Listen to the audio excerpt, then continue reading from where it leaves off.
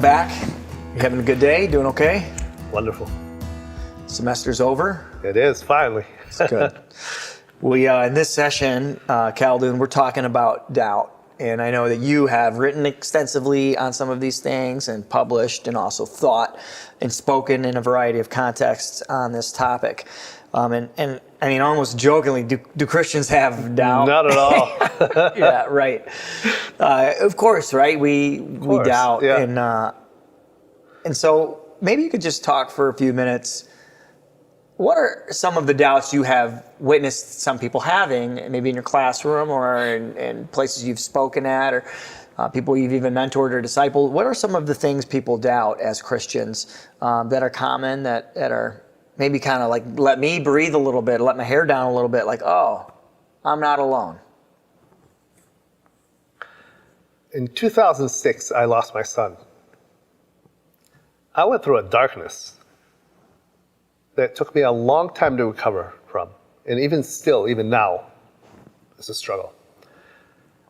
Doubt is something that I struggled with for many years. Even now, I go through periods of questions that I just don't have answers to. This is part of being human. We can't expect to have the answers to all these things. Absolute certainty is impossible. It's actually an illusion.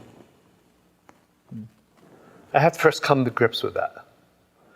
But that does not mean I should ignore my doubts. There are different types of doubts, Oliver. There are doubts that people have, intellectual doubts, academic doubts, legitimate doubts about historicity of the Bible, or the veracity of the truthfulness of the words of Jesus, regarding sexuality, regarding race, regarding culture, regarding science. Those are legitimate doubts that you may have. Then there's another level of doubt that's deeper, psychological. It's a type of doubt that's like an existential struggle with your own being. Am I worthy of God's love? Am I worthy to even get up and see the sun on my own face? Those are questions that we struggle with in ourselves. Does God love me? Those are deeper levels of doubt. Both need to be addressed differently. Sometimes we address one without addressing the other. Somebody will come to you and say, why does God allow evil?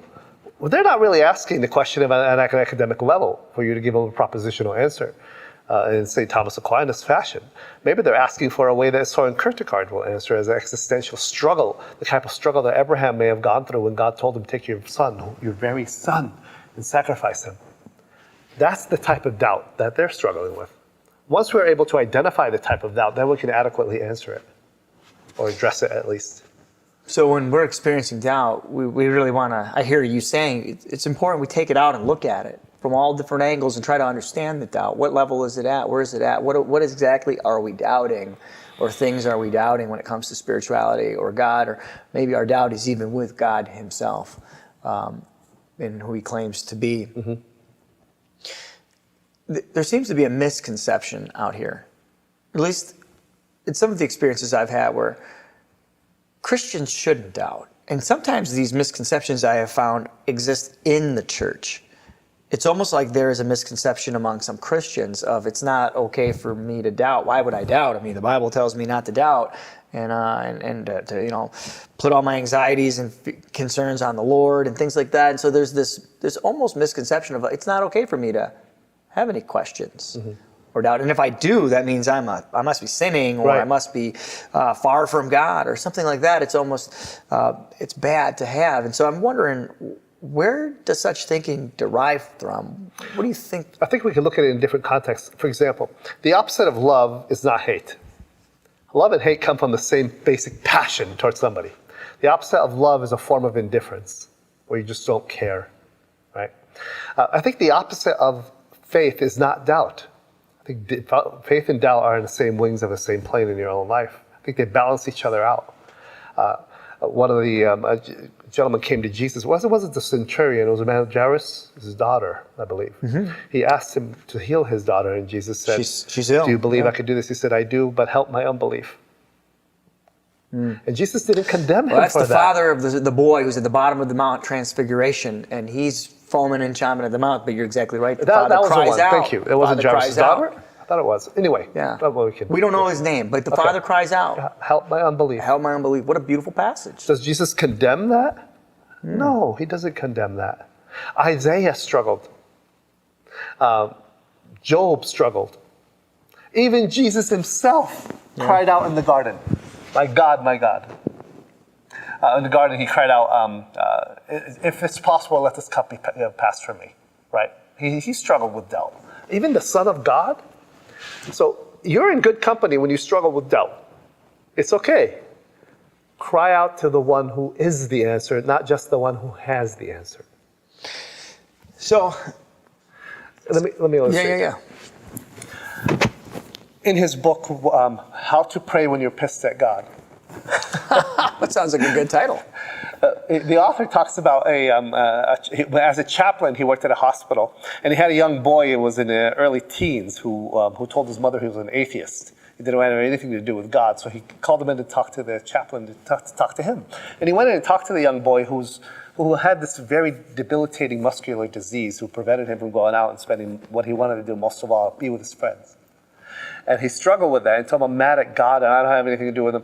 I don't believe in him. Well, there's a difference between not believing in God and being mad at God. And he told the boy, well, what do you have doubts about God? He said, why has he done this to me? You mean, why has he forsaken you? He said, yes. He told him, what I want you to do is repeat these words after me. Ilahi, ilahi, la shabaktini. So the young man did. So what am I saying? You're saying exactly what Jesus said. It's okay to doubt. It's okay to struggle. When he was on the cross, Say right? it to God. Yeah. And his mother would come in and the nurses would come in and see him yelling, Ilahi, ilahi, shabaktini. What is the young man doing? He's praying. And translate that for us, because not everybody here might be familiar with It's that. Aramaic for my God, my God. Why have you forsaken me. Yeah. Change your doubt into that pulls you away from God into a cry that draws you to him. Yeah. So I think what you're saying is beautiful. And I think of even another figure, Thomas, right? When he's doubting Jesus' resurrection, and he's allowed to have those doubts.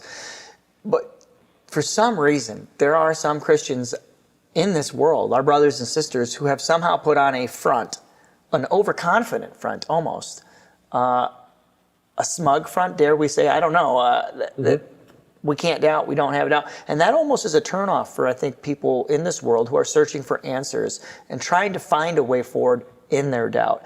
And the more refreshing way is to be like Jesus and those around him who have embraced their doubt and owned it and brought it out into the light and wrestled with it. I think we have to address that and make sure we aren't creating that misconception or reinforcing that stereotype. Yeah, well said. I want to ask you this question. You've already kind of shared a little bit of it. Maybe you can be a little bit more articulate. You lost your son. I didn't know this. How old was your son? He was one. He was 1 year old. And this was in 2006, you said, right? What was his name? Enoch. Enoch. So Enoch passes. And what exactly did you begin to doubt? Can you walk us into that a little bit and what that looked like?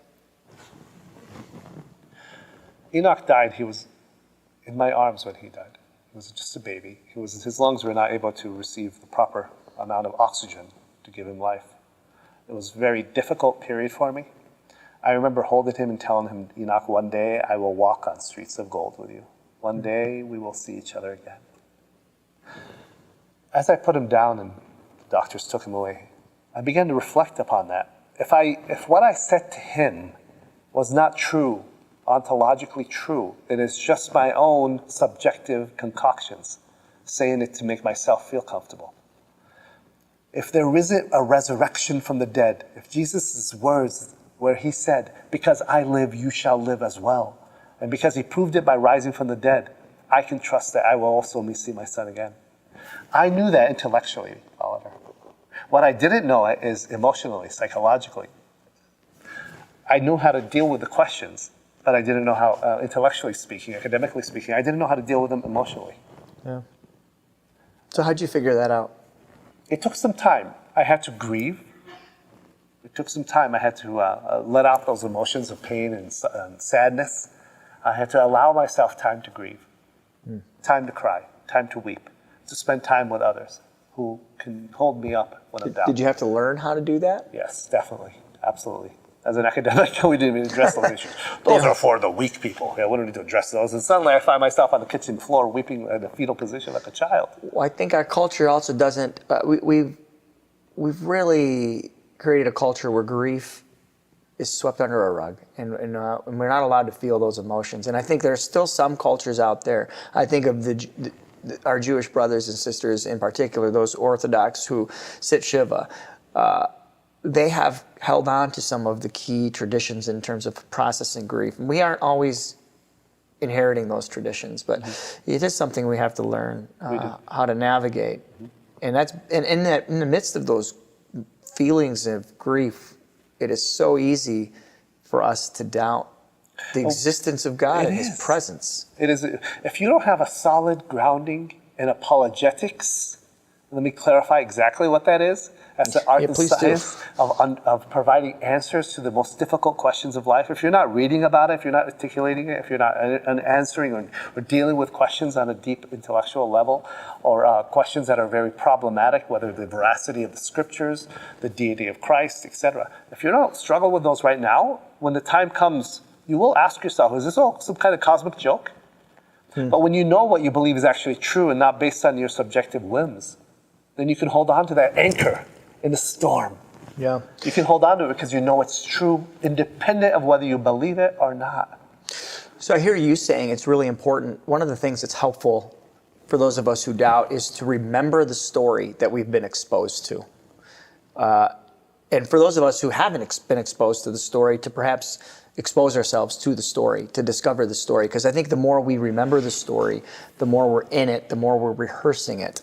And what I mean by story, I mean God's story in the Bible, His truths, His way of life, the things He's claimed to have done. The more we remember that, sometimes that holds us as an anchor point in the midst of our doubt. Exactly. We may emotionally feel distant, but if we can just return sometimes to home, so to speak, and discover home within ourselves again, that can sometimes be the grounding force that brings us back, holds us from flying out into the outer ethos of life. Right. We can stay anchored. So when Job struggled, one of the ways you can really anger the demonic is to hold on to your faith in the darkest storms of life. And for those who don't know the story of Job, Job is a story in the Bible that some people find the book and they think the book is named Job. It's J-O-B. But Job is his name, and he's a man who loses everything, right? The story tells us how he lost his family members, his property, his livestock, everything except his wife. And he ends up having to navigate it. And even she turns against him. She turns against him, tells him to curse God, and he refuses to do so.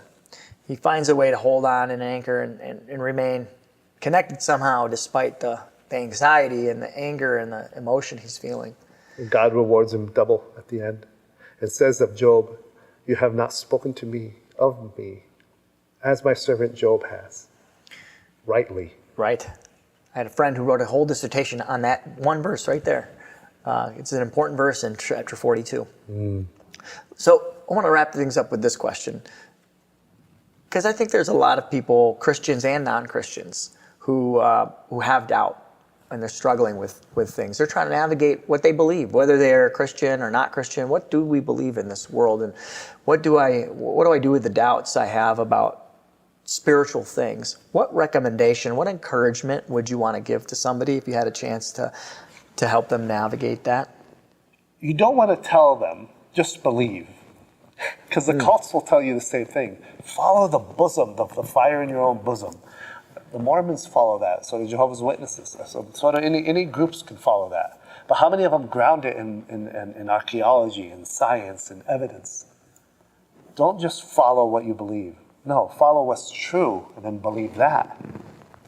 So when you struggle with doubt, find everything you can muster to dig that doubt into the ground.